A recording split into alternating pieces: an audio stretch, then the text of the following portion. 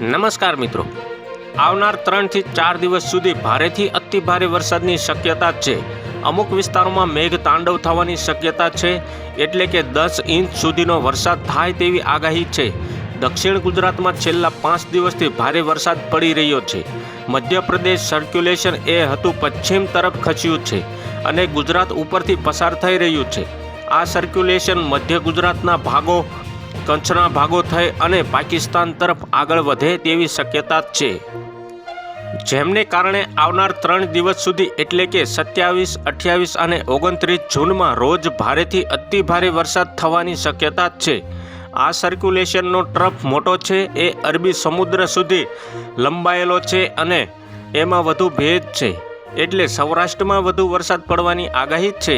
આગાહી મુજબ પશ્ચિમ સૌરાષ્ટ્રમાં અને દ્વારકા, જામનગર, પોરબંદર જેવા વિસ્તારોમાં 5 થી લઈને 7 ઇંચ વરસાદ પડવાની આગાહી છે અને 1-2 સેન્ટરમાં 7 ઇંચથી વધારે વરસાદ પડી શકે છે। એવી જ રીતે ગીર સોમનાથ, જૂનાગઢ, અમરેલી, ભાવનગર અને રાજકોટના છે દક્ષિણ ભાગો છે, એમાં પણ 7-8 ઇંચ તો એકાદ-બે ભાગમાં 8થી વધુ અને 10 ઇંચ અથવા 10 ઇંચથી વધુ વરસાદ પડી શકે એવું અનુમાન છે। મોરબી અને સુરેન્દ્રનગર જિલ્લામાં પણ વરસાદનું પરફોર્મન્સ સારું રહેશે, ત્યાં પણ મધ્ય અને ભારે વરસાદ જોવા મળશે। કચ્છ જિલ્લામાં ઓછો વરસાદ પડ્યો છે, પરંતુ હવે આવનાર 3 દિવસ સુધી કચ્છ જિલ્લામાં તમામ વિસ્તારોમાં વરસાદ જોવા મળશે। કચ્છને ધમરોલી નાખશે, જેમાં સૌરાષ્ટ્ર કરતાં વધારે વરસાદની તીવ્રતા જોવા મળશે। આ સાયક્લોનિક સિસ્ટમ 29 તારીખે ગુજરાત ઉપરથી પસાર થઈ જશે અને અરબી સમુદ્રમાં જતી રહેશે, તેમને કારણે 29 તારીખ વરસાદની તીવ્રતામાં ઘટાડો થશે।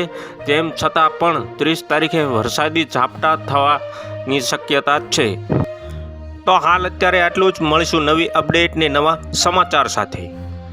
વિડીયોને એક લાઈક કરી દેજો, ચેનલને સબસ્ક્રાઈબ કરવાનું ભૂલતા નહીં મિત્રો।